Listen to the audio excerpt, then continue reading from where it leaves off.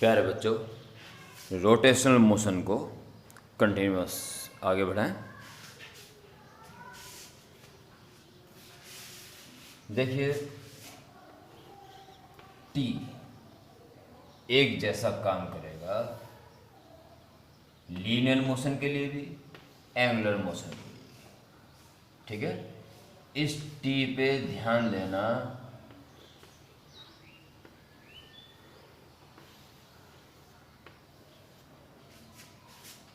कि distance covered के बदले इसमें एंगुलर डिस्प्लेसमेंट यूज किया जाएगा।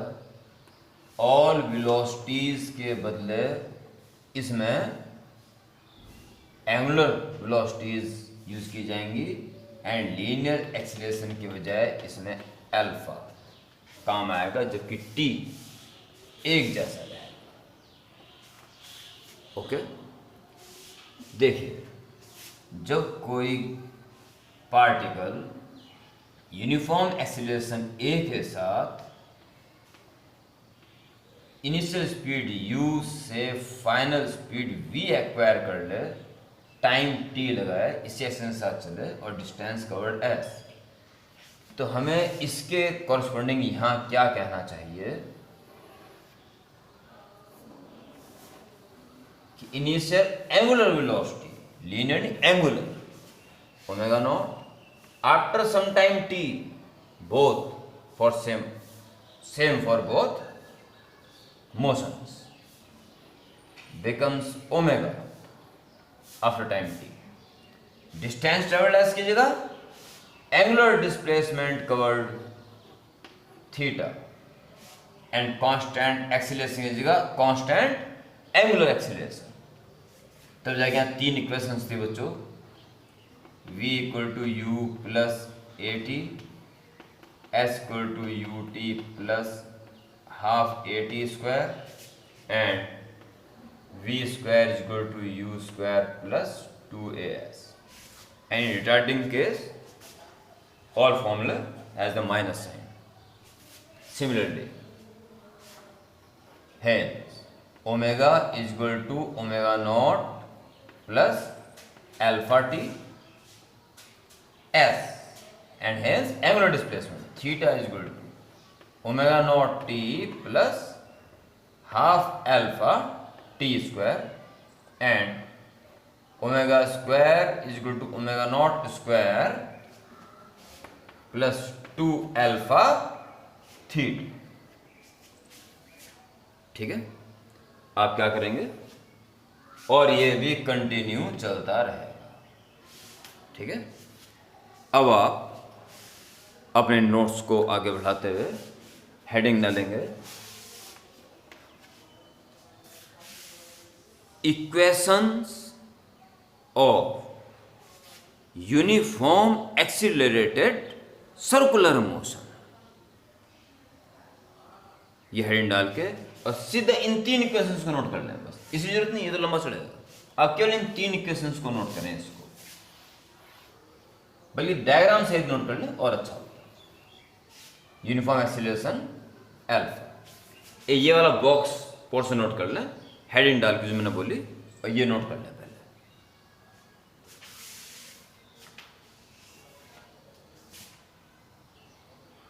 ओके,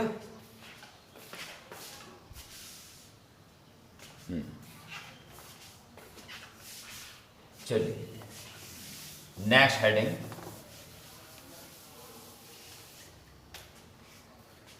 देखिए, relation between, next heading, relation between linear displacement and angular displacement.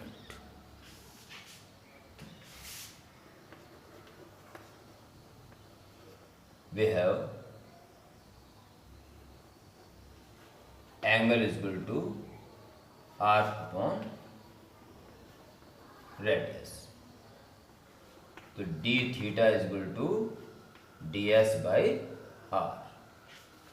जरूरत पड़ती है तो बना लो, this ds, this d theta and time taken dt and r is the radius. अब कोई ds क्यों ले रहे हो बच्चों? लीनियर डिस्प्लेसमेंट का है तो डायरेक्ट जॉइनिंग होती है, इसलिए कर्वनेस नहीं आनी चाहिए। डी थीटा को बहुत छोटा लेने पर वो कर्वनेस ऑलमोस्ट खत्म हो जाती है। Okay, dividing both sides by T, नहीं इतने से कम से जाएगा, इतने से कम से जाएगा, ठीक है। तो D S is equal to R into D theta, ये है। अगर मैं डेल्टा ले लूँगा तो फिर ये चीज़ आ जाएगी, ये और तब डिस्प्लेसमेंट ये माना जाएगा, इसलिए छोटा पार्ट लिया है, छोटा पार्ट, ताकि डिस्प्लेसमेंट भी और डिस्टेंस भी एक ही रहे। यानी कि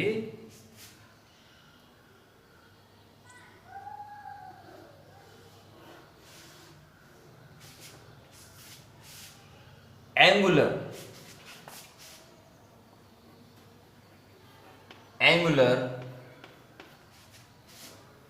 डिस्प्लेसमेंट में इनटू आर कर दोगे तो आपका लीनियर डिस्प्लेसमेंट आ जाएगा। आप कहोगे डिस्प्लेसमेंट क्यों लिखना है यहाँ पे? Linear displacement is equal to R into angular displacement. Displacement is आपने स्टार क्यों बना दिया तो समझ आओगे थोड़ी देर में, ठीक है। तो this is the relation, linear is equal to R into angular, चाहे वो डिस्प्लेसमेंट हो, चाहे वेलोसिटी हो, चाहे एक्सेलरेशन हो। एंगुलर वाले पार्ट में इंटू आर कर दो, वो लीनियर में कन्वर्ट हो जाएगा। इसका स्टार बनाया, हैंड डालेंगे या लिख दो यहाँ पे, ये लिख देना। इसके बाद linear displacement is equal to radius into angular displacement, word में लिख देना, बॉक्स में इसी को बंद करना।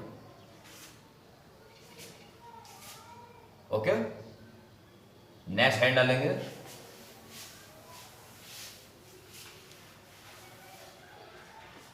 Relation between linear velocity and angular velocity.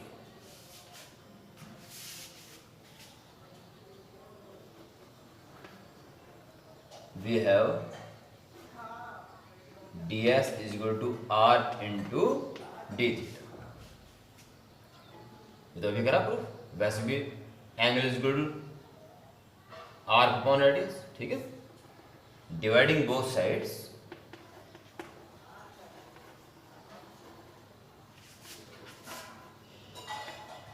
By D T, तो ds by D T is equal to r into D theta by D T.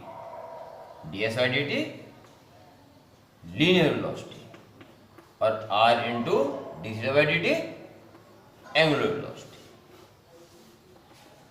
Okay, तो देख रहे होंगे अभी डिस्प्लेसमेंट आया था, वेलोसिटी आ गई, आगे एक्सेलरेशन आ गया।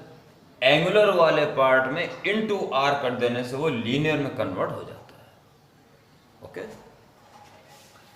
नोट कर लीजिए, इसका वर्ड लिखने की जरूरत नहीं है, या क्योंकि इसमें डी नहीं आ रहा ना अपना, भी पूरी instantaneous linear velocity is equal to r into instantaneous angular velocity. Next hand डालेंगे, relation between linear acceleration and angular acceleration.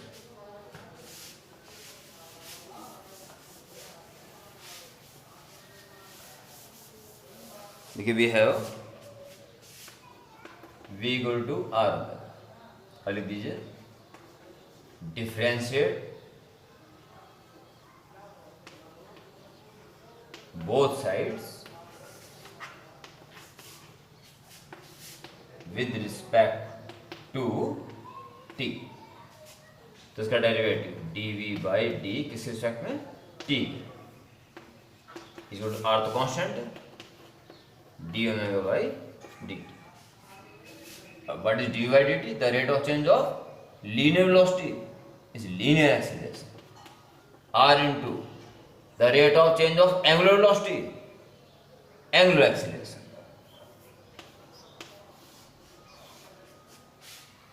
Okay,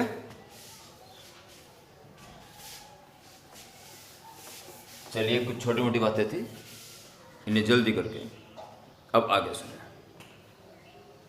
प्यारे बच्चों, सर्कुलर मोशन में सेंट्रीपिटल फोर्स का लगना तय है। इसको इस तरह भी सुन लें, अगर फोर्स ना लगता तो एक्सेलरेशन ना होता, एक्सेलरेशन ना होता तो वेलोसिटी में चेंजिंग ना होती, और वेलोसिटी में चेंजिंग ना होती तो स्ट्रेट चलता रहता, सर्कुलर मोशन संभव ही नहीं था। सर्कुलर मोशन में पॉइंट टू पॉइंट डायरेक्शन तो वेलोसिटी की चेंज हो रही है, वेलोसिटी चेंज हो रही है। जिस रेट से चेंज हो रही है एक्सेलरेशन, एक्सेलरेशन है तो फोर्स भी निश्चित रूप से है। अब कोई सा सर्कुलर मोशन ले लो, आज हम दो सर्कुलर मोशन लेंगे। साइकिल चलाते हुए कर्ड पाथ में मूव करना और गाड़ी चलाते हुए कर्ड पाथ में मूव करना। इस वीडियो के दो ये मुख्य आकर्षण होंगे। साइकिल सवार हम तुम जो कभी साइकिल चलाई हो और घूम आया हो, तो आप सीधे सीधे यूं नहीं घूम सकते ना। आज घूमे तो यूँ झुक जाओगे सेंटर की तरफ, जिधर घूम है उधर की तरफ टेढ़े हो जाओगे चलाते हुए, होना पड़ता है, नहीं होगे तो गिर जाओगे। और आज का राज खुल जाता है इस बात का, क्यों झुकते हैं। आपको ये पता चल गया है कि अगर सर्कुलर मोशन है तो सेंटर की तरफ तो फोर्स लगेगा लगेगा। जैसा सेंटर पे कोई बैठा हुआ है टैक्स लेने वाला कि भैया अगर इस सर्कल पर जाओगे तो मेरी तरफ फोर्स ज़रूर चाहिए, नहीं तो मैं खुद डालूंगा और खींच दूंगा, मुझे तो चाहिए सेंटर की तरफ, क्योंकि सेंटर की तरफ बिना फोर्स लगे तो आप घूम ही नहीं सकते। आई बात समझना।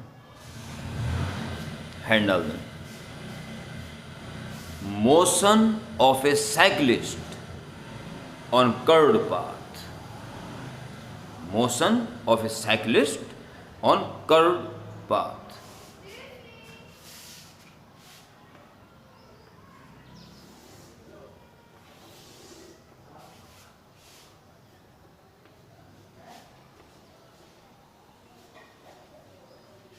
साइकिल सवार बिल्कुल स्ट्रेट, ये फ्रंट टायर है इसका, ये हैंडल है, पिछला इसके पीछे छिपा हुआ है, ये भाई साहब का चेहरा है, बहन जी भी हो सकती हैं, और जी ये चला रही है। इन्होंने कहा मैं तो इस मोड़ को पार कर जाऊंगी पर झुकती नहीं, मुझे झुकना नहीं सिखाया किसी ने, ये स्ट्रेट होके चल रही है यूं करके। सेंटर की तरफ तो एक्सेलरेशन सेंट्रीपिटल फोर्स निश्चित लगेगा, जैसे इसके टायरों पे किसी ने रस्सा बांधा, यूं खींच दिया और ये बालिका यूं गिरी। अगर यूं घूमना है, मैं स्ट्रेट जाऊंगा तो यूं गिर जाऊंगा, जैसे टायर किसी ने अंदर खींच लिया, वो तो खींचेगा। ये तो पिछली 2-3 वीडियो से आप समझ रहे हो, समझ चुके हो कि सेंटर तो फोर्स लगना निश्चित है। अच्छा रहेगा पहले दे दो, ठीक है। नोट कैसे करना मैं बताऊंगा अभी, ओके।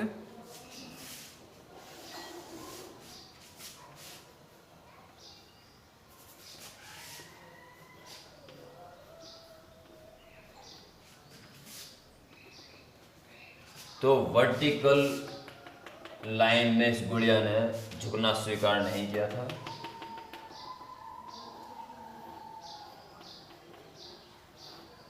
पर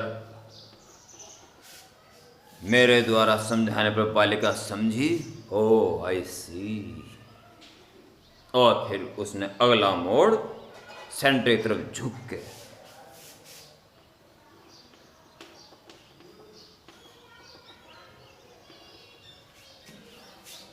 आराम से क्रॉस कर लिया, आराम से। कारण पहले इसका वेट नीचे काम कर रहा था और रिएक्शन ऊपर बैलेंस हो गई थी। ये कहाँ से आ रहा था? ये खिंच लिया, इसको बैलेंस नहीं कर पाया, पीछे गिर गई पीछे। अब क्या है कि जोरे ऐसे मार दिए तो रिएक्शन ऐसे लगेगा, वेट तो नीचे काम करेगा, वेट तो नीचे ही काम करना है, ठीक है। अब रिएक्शन टेढ़े में आ गई, और अगर ये बालिका थीटा एंगल टर्न हुई हो तो आर का कॉस थीटा कंपोनेंट यहां बना दें, डब्ल्यू आर का कॉस थीटा कंपोनेंट, और ये वाला आर साइन थीटा, क्योंकि ये तो चाहिए ही था, सेंटर की तरफ एक चीज तो चाहिए ही चाहिए। और ये भी नहीं कि आप जा रहे हो अपनी स्पीड के हिसाब से बैंड होंगे, ये नहीं ज़्यादा बैंड हो जाऊंगा मैं कम बैंड हो जाऊंगा ना, फिक्स है, उतना ही होना पड़ेगा। और तेज चलो तो और तेज होना पड़ेगा। जो बाइक रेसर्स होते हैं वो तो बिल्कुल लेट जाते हैं, यूँ करके बिल्कुल लेट के यूँ जाते हैं। आज इस बात को देख लेंगे, जो जितना तेज चलेगा उतनी तेज ज़्यादा उसको झुकना पड़ेगा। तो प्यारे बच्चों, आपको 2 पैराग्राफ में इस आर्टिकल को पूरा करना है। फर्स्ट पैराग्राफ में ये वाला, सॉरी तो रोड दूसरे की रोड आ गई, तो ये वाला इधर वाला डायग्राम बना दें, जिसमें बालिकाएं चोटियां बना देना, और जो बालक हैं वो चोटी मत बनाना, ठीक है। और ये वाला डायग्राम बना दें पहले, और उसका क्या लिखना है ढंग से सुन लें, फिर अपने आप लिख देना उसको। First paragraph, when cyclist crosses the curved path and not bend toward center, then its weight and reaction balance to each other, and a force is acting on its tires toward center, centripetal force, bracket में लिख देना, due to which it falls away from center। बस। अगले paragraph में ये diagram बन जाएगा, ये वाला। सुन लेना कैसे कैसे करना है, पॉज कर देना, उतना कर लेना जितना उस पॉज से करने से पहले तक कर लेना चाहिए। ऑनलाइन में थोड़ा समझ लो, ये डायग्राम बना लें, इसके साथ ही इसको बना लें, और सुने क्या लिखो। When cyclist bends toward center, then the vertical component of reaction balance its weight, and horizontal component provides necessary centripetal force. Okay, then he is able to cross that curved path. Hence, इतना लिख के तब pause कर दे, नहीं यहीं pause कर इतना लिख लो पहले। दूसरा डायग्राम, और झुकने से 2 कंपोनेंट में से एक ने वेट को बैलेंस किया, दूसरे ने नेसेसरी सेंट्रीपिटल फोर्स प्रोवाइड किया। इस कारण वो अब एबल हो गया क्रॉस करने के लिए। इतना लिखने के लिए पहले पॉज कर दो वीडियो को, और इतना लिख लो।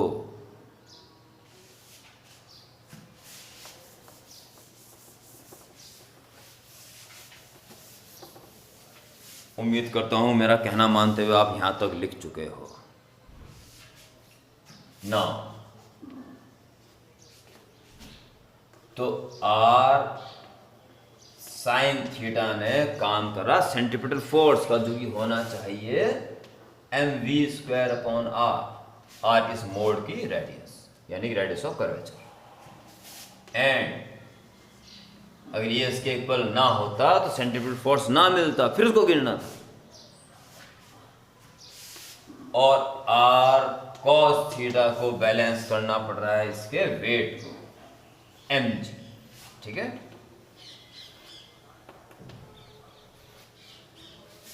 डिवाइड दो, इक्वेशन 1 कह दो, इक्वेशन 2 कह दो, डिवाइडिंग 1/2, डायग्राम में मिटा देता हूँ sir, dividing 1/2, R cancel, tan theta mv² upon R, और आर के साथ ही आ जाएगा mg, m cancel, tan theta is equal to v² upon R G. इस फॉर्मूले के तहत उसको झुकना पड़ेगा। प्यारे बच्चों, जो एक मोड़ आ गया उसकी तो रेडियस कर्वेचर फिक्स होगी सदियों काल के लिए। एक्सीलरेशन ड्यू टू ग्रेविटी भी आपके हाथ से बाहर, ये तो फिक्स हो गया बिल्कुल। अब रह गया v और थीटा। v साइक्लिस्ट की स्पीड जितनी ज़्यादा होगी, थीटा भी उतना ही ज़्यादा होगा। जितना तेज से आप उस मोड़ क्रॉस करना चाहोगे, उतना ही झुक के निकलना पड़ेगा। This is why bike racers when cross the curved path they bends almost 10 to 90 degree. 90 possible नहीं है, घिस के थोड़ी चलेगा वो। ट्राई टू अंडरस्टैंड, बहुत ज्यादा झुक जाता है। ओके, नेक्स्ट है motion of A car on curved path.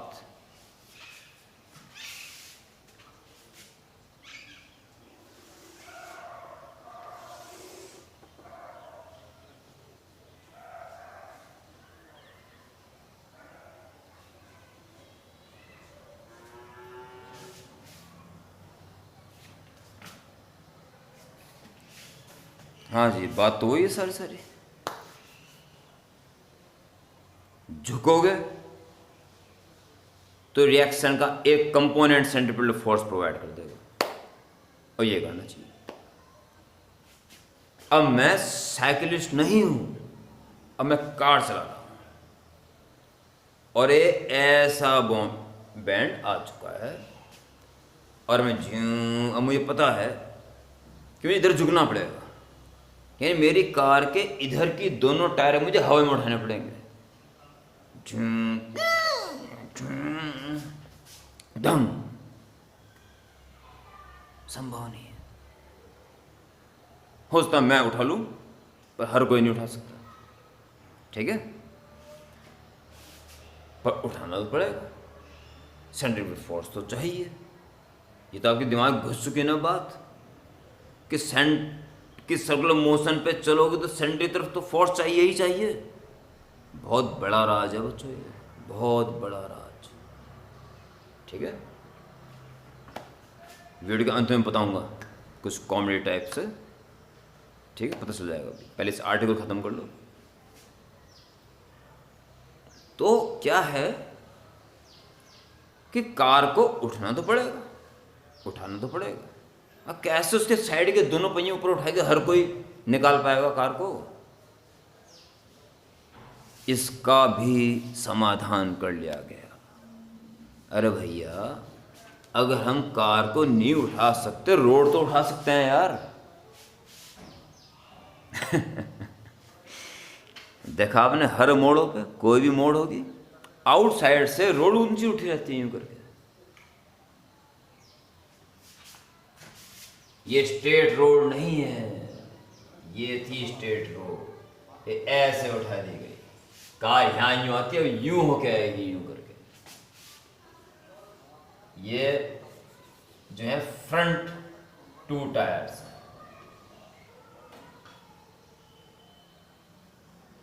ये कार ऐसे ऐसे नहीं जा रही है, फ्रंट यूं आ रही है। ये हेडलाइट, समझ रहे हो? फ्रंट व्यू है ये, फ्रंट व्यू।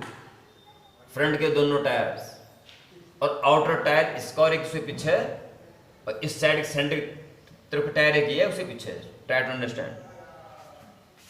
सीधी रोड होती तो रिएक्शन ऊपर होती, वेट नीचे होता, और यूं सेंट्रिपेटल फोर्स टायर खींचता पड़क पड़क पड़क यूं गिर जाते नीचे। पर रोड उठा दी गई है, इसलिए रिएक्शन टेढ़ी हो चुकी है, पर वेट तो नीचे ही काम करेगा।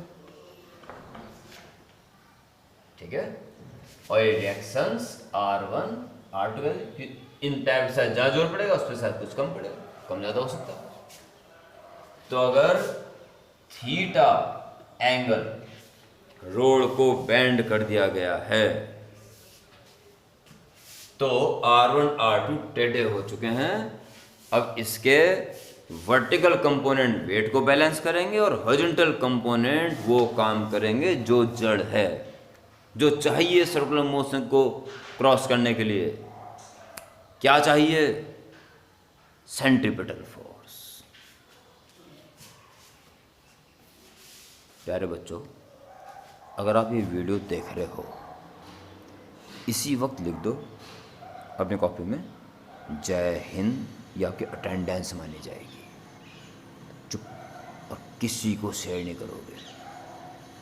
मैं ये देखना चाहता हूँ कि चंद बच्चे ऐसे हैं, चंद बच्चे तो वीडियो देख ही नहीं रहे, बस शुरू में देखी, फॉरवर्ड करी, बस छुट्टी। जिनका होमवर्क आ रहा है वो तो देख रहे हैं, नो डाउट। तो ये चेक करने के लिए आप इस वीडियो को देखने के बाद तुरंत नाम का सेव है मेरे पास, केवल जय हिंद करे, ग्रुप में मत डाल देना, ग्रुप में समझ जाएंगे सब, मेरे व्हाट्सएप पे डाल देना तुरंत जय हिंद। इसका मतलब है कि आपकी अटेंडेंस लग गई और आपने ये वीडियो देखी। इस कारण वीडियो के बीच में ऐसा बोल रहा हूँ, ओके? सीक्रेट।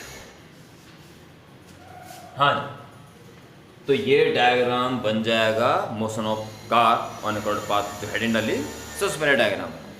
और फिर आप क्या लिखेंगे? At curved path road from outside is some lifted. ठीक है, by doing this normal reactions makes some angle from vertical. Now vertical components of these reactions balance weights and horizontal components provide necessary centripetal force, and now car is able to cross curved path, and hence देखो दोनों के दोनों theta angle band हुए होंगे ना, तो R1 cos theta और R2 cos theta, यानी R1 plus R2 cos theta.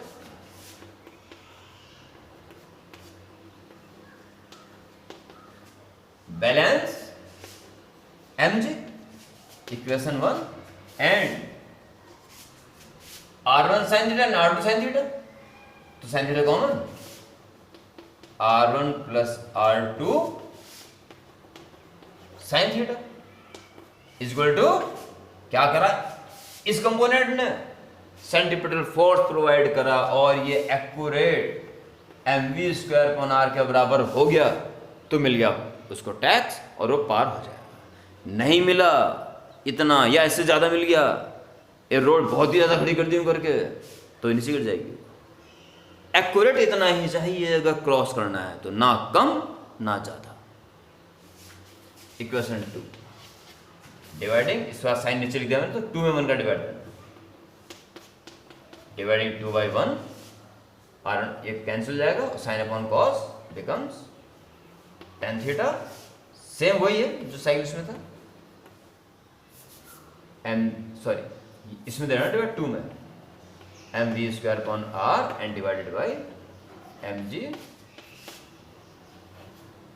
tan theta is equal to v² upon r g। v speed से क्रॉस करने के लिए इतना एंगल से उस रोड को उठाना पड़ेगा। ओके प्यारे बच्चों, तो नोट्स तो प्यारे बच्चों यहाँ तक आपके हो जाते हैं। मैंने कहा था कुछ कॉमेडी रूप में पढ़ सकते हैं, सेंट्रीपिटल फोर्स के बारे में और अधिक जाना है। क्या है कि जब कभी ये प्लैनेट्स वगैरह, बिग बैंग थ्योरी, जाने क्या क्या हो रहा होगा, तो सन के चार तो तन कौन कौन चक्कर काट रहा होगा। उसमें से ये जो प्लैनेट्स हमारे हैं ये भाग्यशाली हैं कि सन जो इन सबको खींच रहा है अपनी तरफ, उसकी वैल्यू एक्यूरेट सेंट्रिपिटल फोर्स के इक्वल हो चुकी है, तो मैं सदियों काल तक चक्कर काटते रहे। जिनमें फोर्स अट्रैक्शन ज़्यादा था, जितनी उन्हें जरूरत थी सेंट्रिपिटल फोर्स की घूमने के लिए, उससे भी ज़्यादा फोर्स खींच रहा था, क्या होगा? तो घूमने की जितना चाहिए उतना ठीक है, वो तो उससे भी ज़्यादा खींच रहा है, तो कछुआ छाप बनाते हुए ढिंग स्वाहा। और जो घूम रहे थे और सेंट्रिपिटल फोर्स जितना चाहिए था उतना प्रोवाइड नहीं कर पा रहा था, नहीं खींच पा रहा था उतना, तो घूमते घूमते कछुआ छाप बनाते हुए दूर चले गए, पता नहीं कहाँ चले गए। यस, ये भाग्यशाली प्लैनेट्स बचे हैं बस। ये तो की बड़ी बात। अब ये छोटी बात, एग्जिस्टेंस ऑफ तमाम मैनी सब्सटेंसेस, आयरन, कॉपर, सब कुछ जितने एलिमेंट्स आपकी पीरियोडिक टेबल में है, हर एटम के सेंटर में न्यूक्लियस, और न्यूक्लियस में positive charge due to protons and electrons को लगातार खींच रहा है अपनी तरफ, और वो जो खींच रहा है वो सेंट्रिपिटल फोर्स के इक्वल हो चुका है, इससे सदियों काल तक चक्कर काट रहे हैं और उनका एग्जिस्टेंस है। कुछ वो भी तो मैटेरियल्स रहे होंगे जो अब नहीं है। किसी किसी में तो न्यूक्लियस ने इलेक्ट्रॉन को सेंट्रिपिटल फोर्स से भी ज़्यादा खींच लिया होगा, उसमें कछुआ छाप बनाते हुए चला गया स्वाहा, और जिसमें कम रह गया होगा यूँ कछुआ छाप बनाते हुए बाहर। कछुआ छाप समझ रहे हो? मॉर्टिन कोयल, ठीक है, वो बाहर चला गया। ये भाग्यशाली बचे हैं जो पीरियोडिक टेबल में स्थान पाए हैं। इनका force of attraction by nucleus accurate mv² के इक्वल है, इस कारण बचे हुए सदियों काल तक चक्कर काटते रहेंगे। प्यारे बच्चों, बताइए कितनी बड़ी बात आप पढ़ रहे हैं। Existence of substances, existence of planets. उतरो, गहराई में उतरो, सोचो क्या पढ़ रहे हो यार, सोचो क्या पढ़ रहे हो। आनंद आना चाहिए, आनंद। कितने राज खुल रहे हैं लाइफ के। ओके, इसके नोट्स तैयार कर लो और बहुत जल्दी नेक्स्ट वीडियो आपके पास पहुंच जाएगी। और वो जो मैंने अटेंडेंस का सीक्रेट है, अटेंडेंस का तरीका जो बताया, उसे जल्दी कर दो तुरंत एकदम। ओके बच्चों, जय हिंद।